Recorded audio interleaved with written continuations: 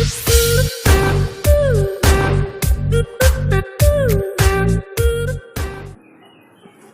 Bapak Ibu yang terkasih dalam nama Tuhan. Kami dari GBI Home Otista mau bersaksi menyumbangkan satu pujian.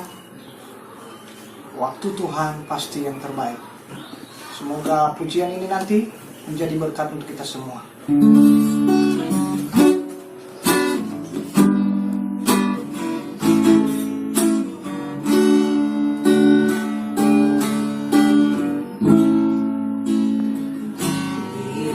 Kau izinkan sesuatu terjadi,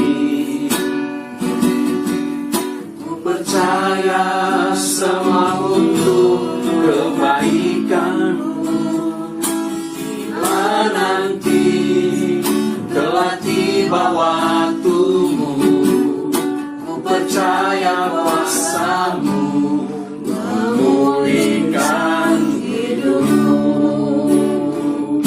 Waktu Tuhan pasti yang terbaik, walau kadang tak mudah dimengerti. Lewati cobaan, ku tetap percaya waktu Tuhan pasti yang terbaik.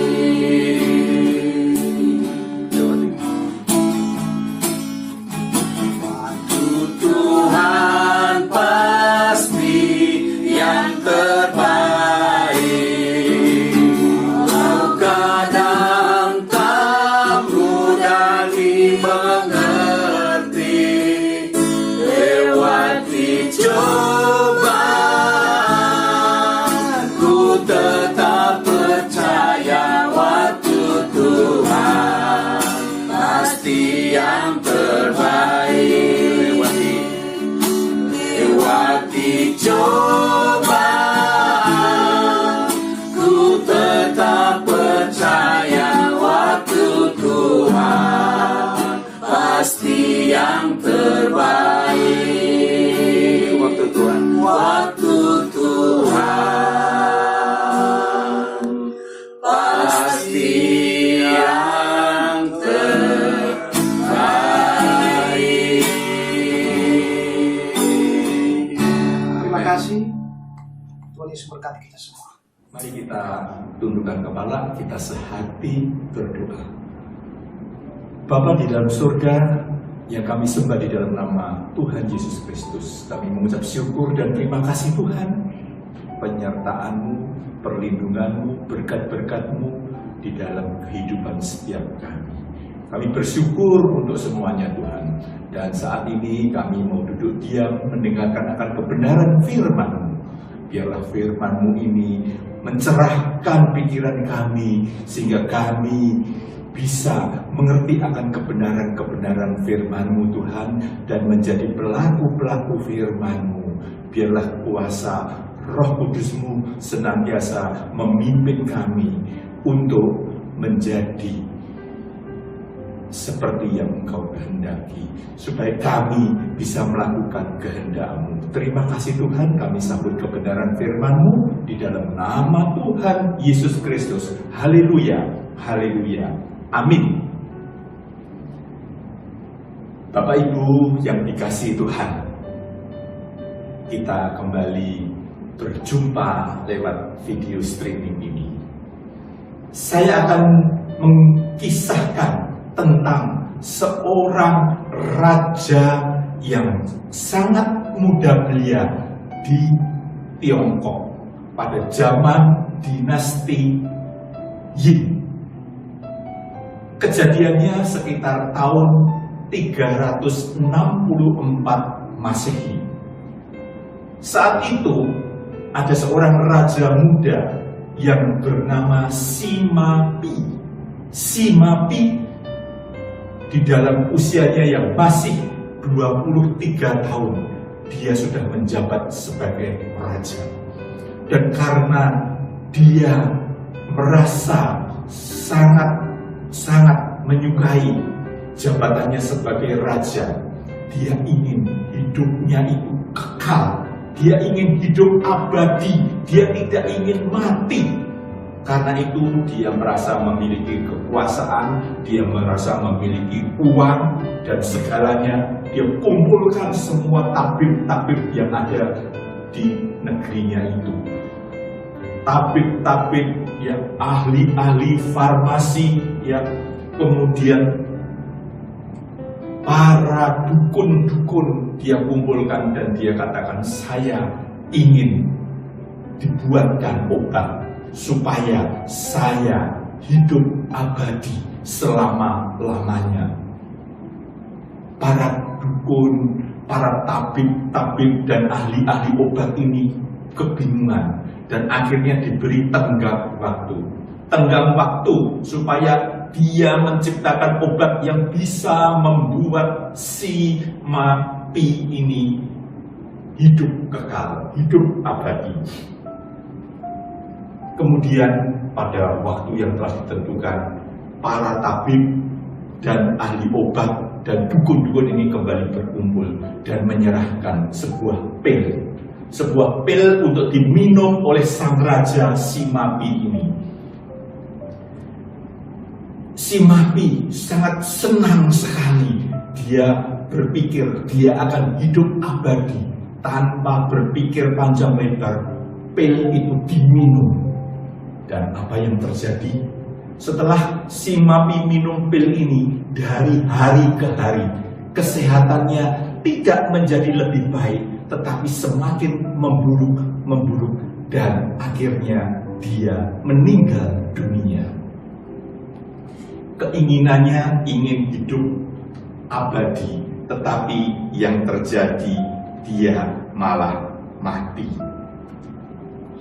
Itulah Bapak Ibu yang dikasihi Tuhan, gambaran dari orang-orang dunia yang ingin hidup kekal, ingin keselamatan kekal, hanya dilihat dari sisi jasmani saja dan berharapnya hanya pada manusia. Mereka mengandalkan, kalau aku punya duit, aku bisa memberi persembahan ke gereja, aku diberkati sang pendeta, aku memperoleh keselamatan kekal, hidupnya mati nanti masuk surga. Atas dasar itulah Bapak Ibu yang dikasihi Tuhan, hari ini saya akan menyampaikan renungan firman Tuhan dengan judul keselamatan yang sesungguhnya. Keselamatan yang sesungguhnya didasarkan dari kitab Filipi 2 ayatnya yang ke-12. Filipi 2 ayatnya yang ke-12, demikian firman Tuhan. Hai saudara-saudaraku yang kekasih, kamu senantiasa taat, karena itu tetaplah kerjakan keselamatanmu dengan takut dan gentar. Bukan saja seperti waktu aku masih hadir, tetapi terlebih pula sekarang waktu aku tidak hadir. Amin. Amin. Bapak Ibu yang dikasihi Tuhan, ayat ini menekankan sebagai orang percaya yang telah diselamatkan oleh kasih karunia Tuhan, kita harus mengerjakan keselamatan kita itu terus-menerus sampai akhir hayat. Karena itu tadi dikatakan tetaplah kerjakan, tetaplah, yang artinya terus-menerus, baik dulu, sekarang, dan untuk seterusnya. Karena apa? Kalau kita tidak mengerjakan keselamatan itu, maka keselamatan yang sudah Tuhan karuniakan kepada kita itu akan hilang. Kita tidak bisa mengerjakan keselamatan kita hanya dengan usaha kita sendiri sebagai manusia, tetapi harus disertai dengan kasih karunia Allah dan kuasa Roh Kudus yang terus memimpin kita. Agar bisa mengerjakan keselamatan, kita harus menentang dosa dan mengikuti keinginan Roh Kudus di dalam hati kita. Hal ini meliputi apa? Usaha yang terus-menerus untuk menggunakan setiap cara yang ditetapkan Allah untuk mengalahkan dosa dan menyatakan kehidupan Kristus ada di dalam hidup kita. Jadi pada intinya, ayat ini menyatakan bahwa keselamatan itu selain anugerah dari Tuhan, orang percaya tidak secara otomatis menerimanya, melainkan perlu perjuangan untuk mengerjakan keselamatan itu terus-menerus. Dari penjelasan ayat yang kita baca ini, maka kita akan mendapat 3 pertanyaan. Lantas, keselamatan itu apa sih? Yang kedua, apa yang harus manusia kerjakan untuk memperoleh keselamatan itu? Poin ketiga, apa peran Tuhan? Bukankah Tuhan sudah mengaruniakan keselamatan itu? Apa peran Tuhan di dalam mewujudkan keselamatan itu? Bapak Ibu yang dikasihi Tuhan, yang pertama, keselamatan itu apa sih? Keselamatan yang sesungguhnya adalah imago Dei. Keselamatan yang sesungguhnya adalah imago Dei. Imago Dei adalah keserupaan dengan Allah. Keselamatan sendiri dari kata selamat. Apa arti selamat? Terhindar dari segala sesuatu yang dianggap bahaya, malapetaka, musibah, dan lain-lainnya yang dikaitkan dengan pemenuhan kebutuhan jasmani. Di dalam lingkungan kekristenan, orang-orang Kristen berbicara tentang keselamatan itu hampir selalu dihubungkan dengan pengorbanan Kristus di kayu salib untuk menebus dosa manusia, sehingga orang yang percaya terhindar dari neraka dan masuk ke surga. Ini pengertian yang salah. Kenapa saya katakan salah? Terhindar dari neraka dan masuk ke surga itu bukan keselamatan. Terhindar dari neraka, masuk ke surga, itulah hasil dari keselamatan, buah dari keselamatan. Karena kita mengerjakan keselamatan itu, sehingga kita menghasilkan kita bisa terhindar dari neraka dan masuk ke surga. Saat ini memang banyak sekali fenomena, persepsi yang dibangun dalam pikiran banyak orang-orang Kristen bila berbicara mengenai keselamatan, memiliki tekanan pada pemenuhan kebutuhan jasmani. Seakan-akan keselamatan adalah jalan untuk membebaskan manusia bukan dari neraka saja, tetapi juga membebaskan manusia itu dari kesulitan hidup yang menyangkut kebutuhan jasmani. Hal ini sangat-sangat menyedihkan. Orientasi keselamatan yang harusnya berpusat kepada kerohanian, kebutuhan kerohanian, berubah menjadi kebutuhan jasmani. Orientasi keselamatan yang harusnya berpusat pada perubahan pikiran, perubahan karakter untuk menjadi seperti Kristus, berubah kepada hal-hal yang duniawi. Seharusnya proses keselamatan menitik beratkan pada perubahan karakter, bukan pada pemenuhan jasmani. Kalau kita membaca di dalam Roma 14 ayat 17, demikian firman Tuhan.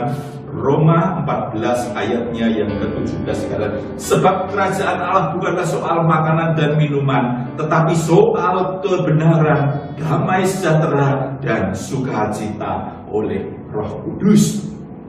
Ya, pemenuhan kebutuhan jasmani seperti makanan, minuman, kesehatan, jodoh, keturunan itu bukan fokus utama, tetapi itu adalah tambahan, bonus. Kalau kita membaca di dalam Matius 6 ayatnya yang ke-33, Matius 6 ayat yang ke-33 dikatakan, Matius 6 ayat yang ke-33, tetapi carilah dahulu kerajaan Allah dan kebenarannya, maka semuanya itu akan ditambahkan kepadamu. Tambahan bonus itu diberikan dalam rangka supaya orang percaya bisa lebih efektif di dalam mengabdi kepada Tuhan. Sebab seorang tidak bisa mengabdi kepada dua tuan. Amin. Seseorang tidak mungkin bisa mengabdi kepada Tuhan. Firman Tuhan mengatakan di dalam Matius 6 ayat yang ke-24, tak seorang pun dapat mengabdi kepada dua tuan, karena jika demikian ia akan membenci yang seorang dan mengasihi yang lain, atau ia akan setia kepada yang seorang dan tidak mengindahkan yang lain. Kamu tidak dapat mengabdi kepada Allah dan kepada Mamon. Jadi mendahulukan kerajaan Allah dan kebenarannya sama artinya berusaha menyambut upaya Tuhan merubah manusia untuk menjadi seperti yang dikehendakinya. Ya, jadi kalau mengutamakan kerajaan Allah berarti kita menyambut rencana Tuhan yang ingin mengembalikan manusia ke dalam keadaan seperti rancangannya yang semula, yaitu apa? Serupa dengan Allah. Dengan demikian orang yang memenuhi panggilan ini menjadi anggota warga kerajaan surga. Orang inilah yang menerima kerajaan Allah. Orang yang mengutamakan kerajaan Allah, dia akan menjadi anggota kerajaan Allah. Dia yang akan menerima keselamatan. Jadi keselamatan adalah usaha Tuhan mengembalikan manusia kepada rancangannya yang semula, yaitu keserupaan dengan Allah. Itulah yang disebut Imago Dei. Rancangan tersebut digenapi lewat apa? Karya keselamatan Kristus Yesus. Ini artinya fokus keselamatan adalah menjadi manusia yang seperti yang dikehendaki oleh Tuhan. Dengan demikian orang yang mau diselamatkan harus memberi diri untuk dibentuk oleh Tuhan melalui Roh Kudus untuk menjadi manusia yang sesuai dengan rancangan Tuhan yang semula. Kemudian apakah keselamatan itu tidak ada hubungannya dengan kebutuhan jasmani? Ada.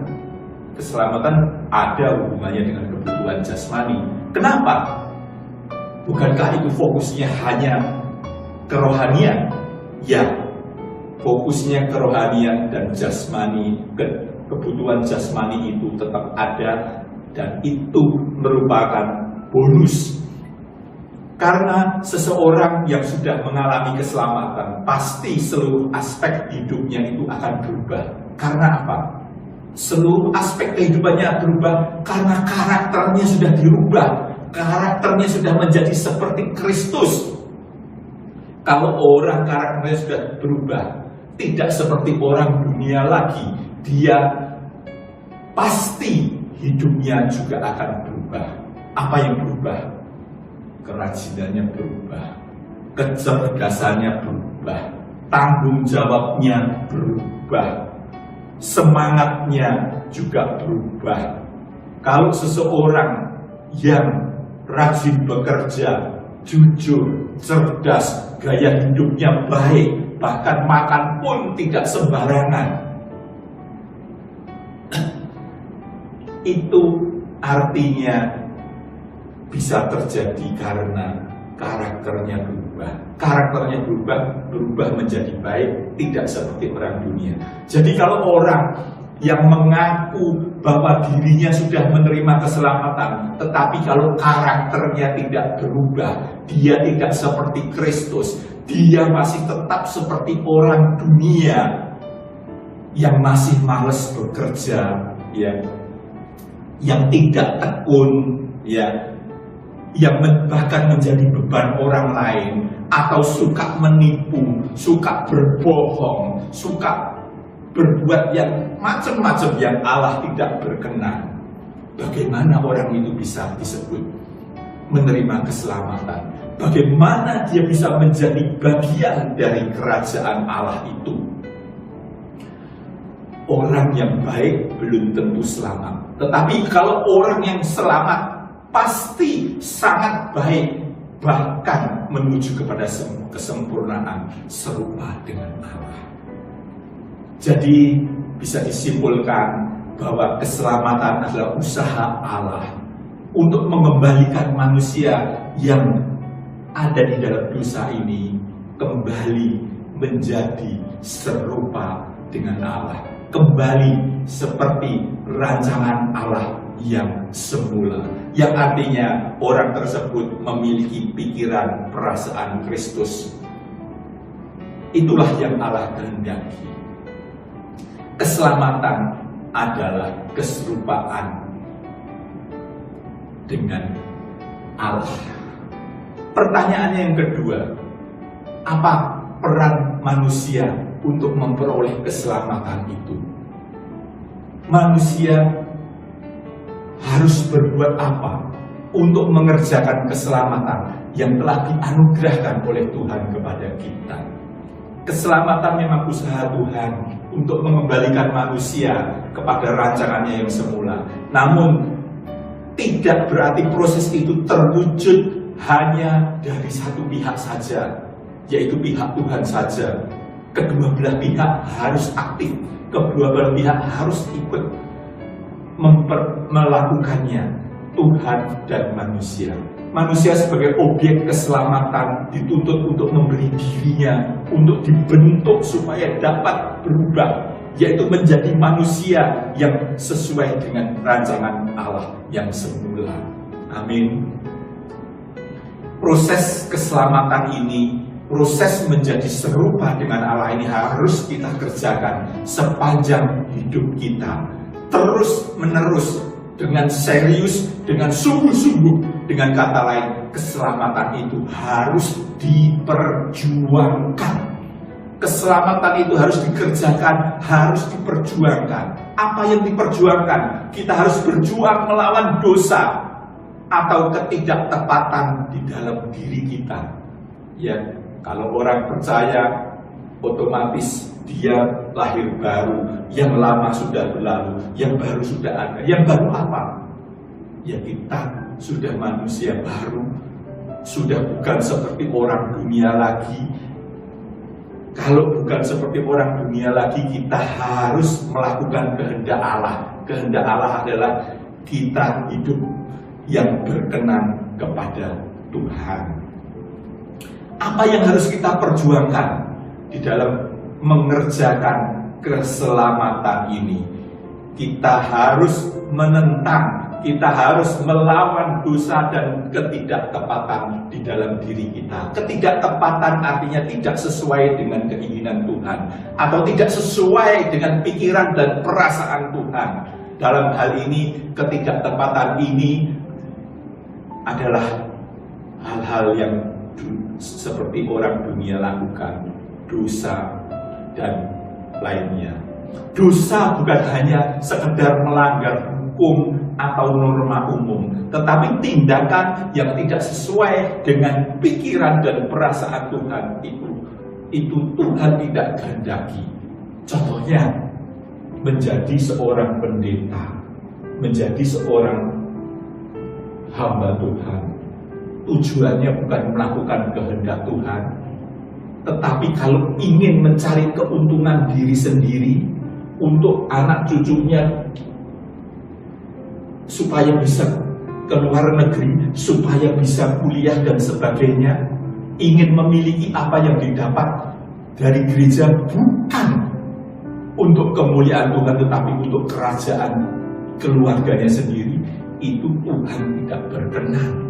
Sekalipun itu tidak ada larangannya, tetapi itu Tuhan tidak berkenan, dan itulah ketidaktepatan di dalam diri seseorang. Dan kalau ingin selamat, yang berbuah masuk surga, menjadi anak Allah, menjadi anggota kerajaan Allah, mewarisi segala kepemilikan Allah, kita ya harus mengkoreksi diri.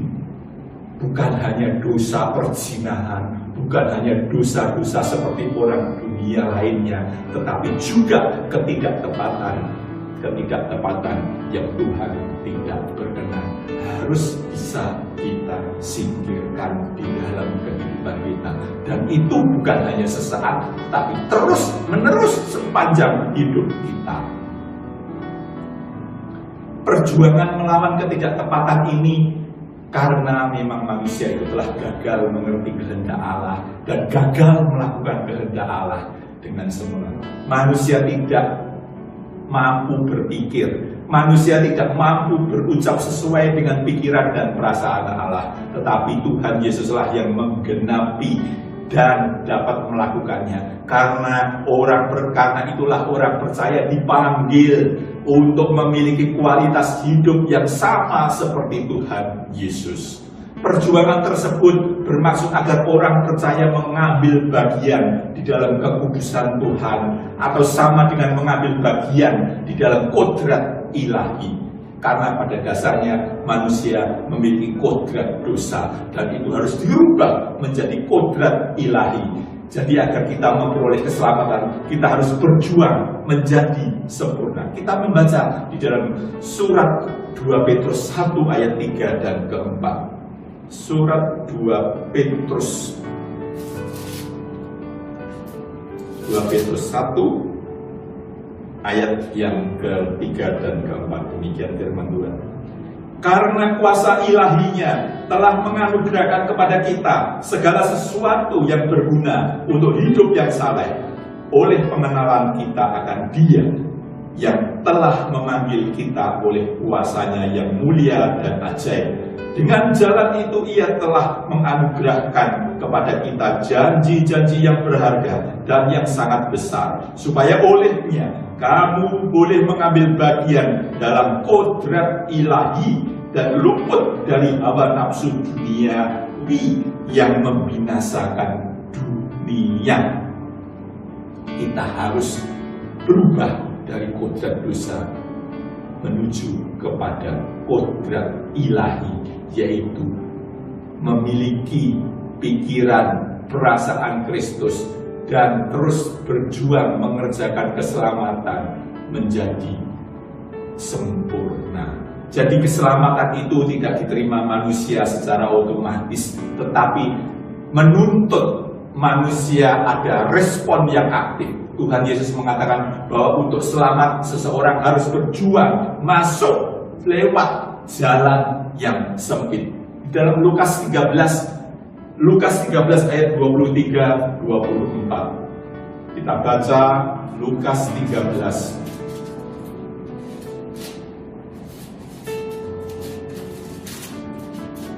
Lukas 13 ayatnya yang ke-23 dan 24. Demikian firman Tuhan.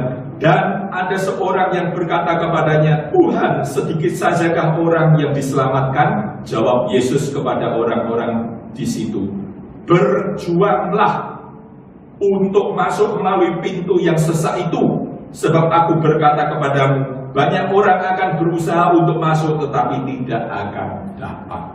Kita perlu berjuang. Artinya apa? Kita harus sungguh-sungguh mengerjakannya itu. Itulah perjuangan kita untuk memperoleh keselamatan, sehingga nantinya kita akan bersama-sama dengan Tuhan Yesus di surga yang mulia. Amin. Rasul Paulus di dalam Filipi 2 ayat 12, ya, ayat yang kita baca tadi menyatakan bahwa orang percaya harus mengerjakan keselamatan dengan takut dan gentar. Ini menunjukkan pergumulan yang tidak ringan. Kita harus lewat jalan yang sempit, kita harus lewat jalan yang susah.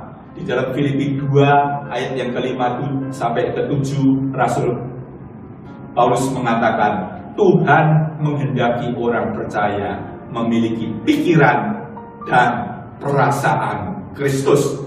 Tuhan Yesuslah model teladan yang diingini oleh Bapa, yang harus kita ikuti terus-menerus sepanjang hidup kita.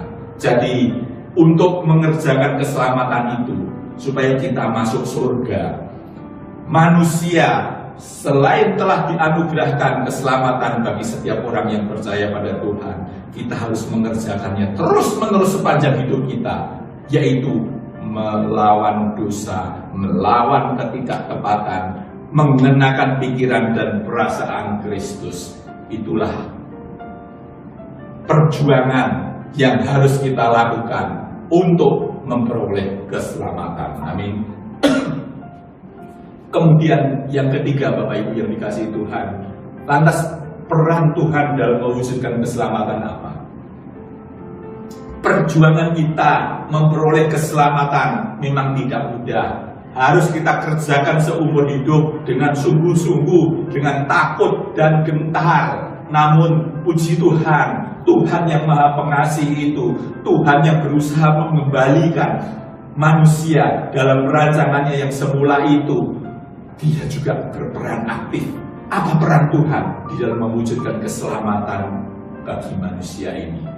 Untuk mewujudkan keselamatan bagi manusia, Allah telah memberikan kuasa kepada mereka yang mau menerimanya, yaitu orang-orang percaya, supaya menjadi anak-anak Allah. Kita membaca di dalam Injil Yohanes 1 ayatnya yang ke-12. Yohanes 1 ayat yang ke-12. Tetapi semua orang yang menerimanya diberinya kuasa supaya menjadi anak-anak Allah, yaitu mereka yang percaya di dalam namanya. Setiap orang percaya diberi kuasa untuk menjadi anak-anak Allah. Pengertian kuasa di dalam ayat ini adalah hak, right, atau istilahnya privilege right, hak-hak istimewa. Jadi kuasa itu diberikan hak. Kalau surat kuasa ke pengadilan itu diberikan hak untuk melakukan perbuatan hukum ini.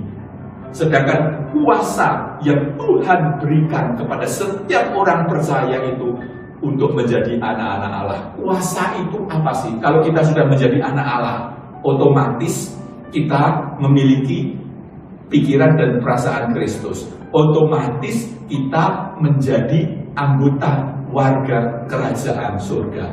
Itu artinya kita akan beroleh keselamatan. Namun yang menjadi pertanyaan, supaya kita menjadi anak-anak Allah itu, Tuhan telah memberikan kuasa. Kuasanya apa? Kuasa yang telah Tuhan berikan itu ada penebusan dari Tuhan Yesus Kristus yang mati di kayu salib untuk mengampuni dosa-dosa kita, untuk melayakkan kita menjadi anak-anaknya. Di dalam 1 Korintus 6 ayatnya yang ke-19 dan 20 disebutkan. 1 Korintus 6 ayatnya yang ke-19 dan 20 demikian firman Tuhan. Atau tidak tahukah kamu bahwa tubuhmu adalah bait Roh Kudus yang diam di dalam kamu, Roh Kudus yang kamu peroleh dari Allah, dan bahwa kamu bukan milik kamu sendiri, sebab kamu telah dibeli dan harganya telah lunas dibayar. Karena itu muliakanlah Allah dengan tubuhmu. Artinya apa? Tuhan telah menebus kita. Menebus kita, telah dibeli sehingga kita menjadi milik Tuhan. Dan kita bahkan dimuridkan. Kuasa kegelapan tidak berhak membelenggu kita lagi karena kita telah menjadi milik Tuhan. Tuhan telah membayar harganya dengan lunas. Dan kita telah dijadikan murid-murid Tuhan. Sehingga orang percaya tersebut memiliki kemungkinan untuk mencapai kesempurnaan seperti yang Tuhan kehendaki. Dengan demikian, Tuhan bisa membentuk dan memuridkan dengan memberikan kuasa dari Roh Kudus untuk memimpin kita. Kita telah ditebus, kita menjadi bagian dari kerajaan Allah. Itulah peran Tuhan. Tetapi jangan lupa, Tuhan berperan memberikan penebusan, dan kita harus mengerjakan keselamatan itu sepanjang hidup kita. Kalau kita sudah diberi anugerah, tapi kita tidak menjaga, kita tidak mengerjakan, keselamatan itu akan menjadi sia-sia. Selain penebusan, peran Tuhan di dalam keselamatan itu, Dia memberikan Roh Kudus untuk dapat kita kembali kepada rancangannya yang semula. Kita harus mengalami pencerahan, kita harus mengalami pembaharuan pikiran, sehingga orang tersebut bisa melakukan kehendak Allah. Bukankah Rasul Paulus dalam Roma 12 ayat 2 mengatakan, janganlah kamu seperti orang dunia, tetapi berubahlah oleh budimu, oleh pikiranmu, supaya kamu mengerti akan kehendak Allah, sehingga kamu bisa melakukan yang baik, yang berkenan kepada Allah, dan yang sempurna. Untuk dapat kita kembali kepada rancangan Tuhan yang semula, kita harus merubah pikiran kita. Kita harus merubah akal budi kita. Roh Kudus adalah satu-satunya pribadi, utusan Allah yang dapat memberikan kemampuan kepada orang percaya untuk mengerti akan kehendak Bapa, mengerti apa yang baik, apa yang berkenan, apa yang sempurna, seperti yang tertulis dalam Injil Yohanes 16. Yohanes 16 ayat yang ke-13. Yohanes 16 ayat yang ke-13. Demikian firman Tuhan. Tetapi apabila Ia datang, yaitu Roh kebenaran, Ia akan memimpin kamu ke dalam seluruh kebenaran, sebab Ia tidak akan berkata-kata dari dirinya sendiri, tetapi segala sesuatu yang didengarnya, itulah yang akan dikatakannya, dan Ia akan memberitakan kepadamu hal-hal yang akan datang. Roh Kuduslah yang akan memberitahukan kepada kita. Bahkan Dia memimpin kehidupan kita. Dengan demikian manusia dapat melakukan kehendak Bapa. Dan inilah maksud dari penciptaan manusia sejak semulanya, yaitu Roh Kudus sebagai pendamping menuntun orang percaya kepada seluruh kebenaran Allah, sehingga kita bisa dirubah menjadi serupa dengan Allah. Tanpa Roh Kudus, keselamatan tidak akan terwujud. Dan di dalam setiap kehidupan manusia, kita perlu pertolongan Roh Kudus, dan Tuhan telah menganugerahkan Roh Kudus di dalam kehidupan kita untuk memimpin kita kepada setiap orang percaya yang mau mengasihi Dia. Penebusan sudah dilakukan Tuhan, menjadikan kita menjadi milik Tuhan, menjadi anak-anak Tuhan. Dia berikan Roh Kudus untuk memimpin kehidupan kita. Kemudian selain itu Tuhan juga berikan Injil. Injil adalah kuasa yang menyelamatkan. Iman yang merupakan landasan keselamatan timbul dari mendengar firman Tuhan. Amin. Jadi iman di dalam Roma 10 ayat 17 dikatakan, iman timbul dari pendengaran. Pendengaran oleh firman Kristus. Dan firman Kristus itu adalah Injil. Jadi jelaslah Injil adalah sarana keselamatan. Kelahiran baru pada dasarnya adalah pencerahan, perubahan pikiran. Hal ini bisa terjadi bila ada yang mencerahkan. Yang mencerahkan itu apa? Siapa?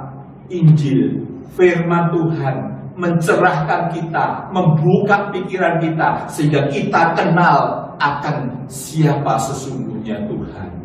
Sehingga dengan demikian kita bisa lewat tuntunan Roh Kudus kita melakukan kehendak Tuhan. Betapa sempurnanya rencana Tuhan yang ingin mengembalikan manusia supaya menjadi serupa dengan Allah, sesuai dengan rancangannya. Tuhan bukan hanya menebus kita dengan harga yang mahal lewat pencurahan darahnya di kayu salib, tetapi Dia memberikan Roh Kudus untuk memimpin. Dia memberikan Injil untuk mencerahkan pikiran kita, membuka pikiran kita, supaya kita lebih mengenal Allah itu. Karena itulah Bapak Ibu yang dikasihi Tuhan, kita perlu membaca firman Tuhan itu dari hari ke hari, supaya semakin dicerahkan pikiran kita. Bahkan Tuhan bukan hanya 3 poin itu juga, Tuhan juga turut bekerja, Tuhan juga campur tangan di dalam segala hal untuk mendatangkan kebaikan bagi setiap orang yang mengasihi Dia, di dalam Roma 8 ayat 28. Artinya Tuhan berperan juga di dalam mewujudkan keselamatan manusia lewat penebusan, ya, lewat Roh Kudus, lewat Injil, lewat campur tangan Tuhan. Artinya Tuhan sudah menyediakan segalanya. Manusia yang ingin selamat perlu berjuang dengan takut dan gentar. Kerjakan keselamatanmu itu terus-menerus. Artinya kita jangan hidup seperti orang dunia lagi. Artinya kita harus hidup kudus, hidup benar seperti Kristus. Miliki pikiran dan perasaan Kristus. Itulah keselamatan, sehingga kita menjadi serupa lagi dengan Allah. Bapak Ibu yang dikasihi Tuhan, keselamatan adalah usaha Allah untuk mengembalikan manusia menjadi seperti rancangannya yang semula, yaitu serupa dengan Allah. Untuk memperoleh keselamatan itu, manusia harus berjuang dengan sungguh-sungguh sepanjang hidupnya untuk mengenakan pikiran dan perasaan Kristus, yang artinya hidup kudus dalam pimpinan Roh Allah dan terus-menerus melakukan kehendak Allah.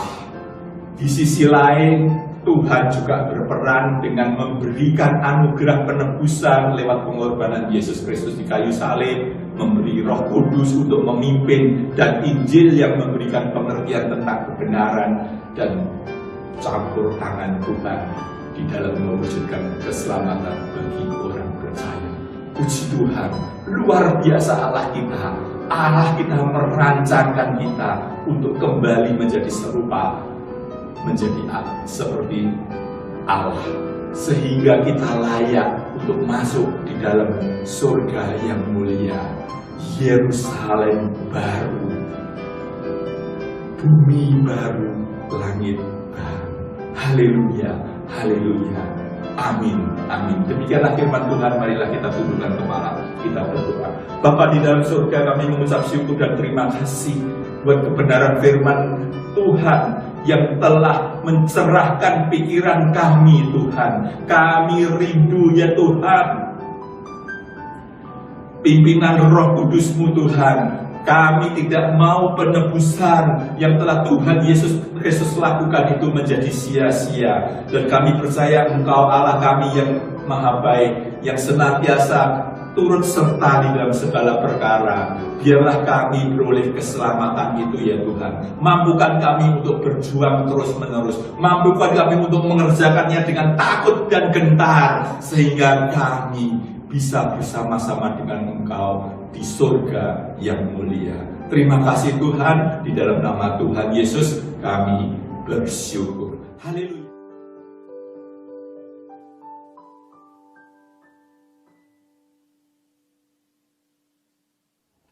Tuhan Yesus, terima kasih karena Engkau telah mau turun ke dunia menjadi seorang hamba, menjadi seorang manusia. Dan ketika Engkau menjadi seorang manusia, Tuhan, Engkau telah mentaati kehendak Bapa, bahkan taat sampai mati di atas kayu salib. Tidak ada karya yang lebih besar lagi seperti karya keselamatan yang telah Engkau tunjukkan, ya Tuhan. Engkau telah praktekkan di dalam kehidupan kami. Terima kasih Tuhan, terima kasih. Terima kasih atas karya-Mu yang besar, karya-Mu yang dahsyat, karya-Mu yang hebat, karya-Mu yang agung dan mulia sepanjang segala abad. Tuhan Yesus, tak lupa kami mohon ampun, ya Tuhan, atas semua dosa dan kesalahan kami. Tuhan, untuk kami bisa mengampuni dosa sesama kami. Kami pun menyerahkan pikiran dan hati kami, Tuhan. Kiranya Engkau membersihkan pikiran dan hati kami, menyucikan pikiran dan hati kami, Tuhan, sehingga pikiran dan hati kami telah siap dipenuhi oleh Roh-Mu yang kudus, Roh Yesus Kristus. Terima kasih Tuhan, terima kasih. Kami telah siap Tuhan masuk ke dalam perjamuan kudus dengan Engkau ya Tuhan. Terima kasih. Haleluya.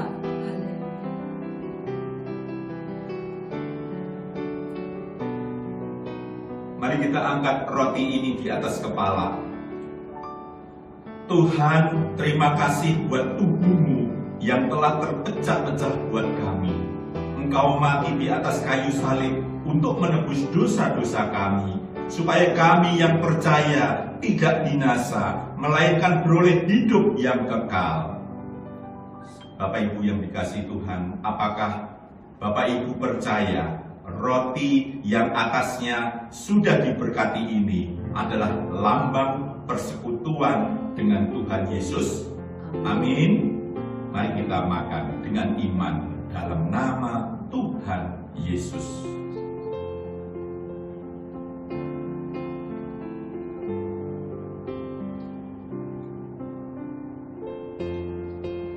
Seperti roti yang bersatu dengan tubuh, biarlah roh kami juga selalu bersekutu dengan Roh-Mu, ya Tuhan. Mari kita angkat cawan ini. Darah Yesus menyucikan, bilur Yesus menyembuhkan. Percayakah saudara bahwa darah Yesus sanggup menyembuhkan kita dari segala sakit penyakit dan kelemahan-kelemahan tubuh kita? Percayakah saudara darah Yesus lebih hebat dan lebih berkuasa dari COVID-19? Apakah saudara percaya bahwa anggur yang di atasnya sudah diberkati ini adalah lambang persekutuan kita dengan darah Yesus? Amin. Amin. Mari kita minum dengan iman percaya.